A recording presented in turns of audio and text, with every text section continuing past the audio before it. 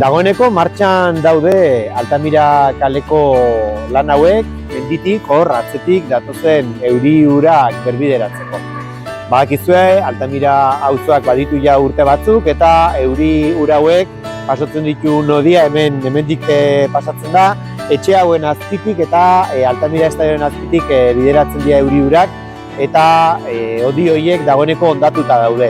Arazoak ekarri ditu, azken hilabeteetan euri urak gainezka egiten dituzten egun horietan, eta horregatik hementxe atzean dauden lan hauekin euri ur horiek bideratuko ditugu eta arazoak konpontzea espero da.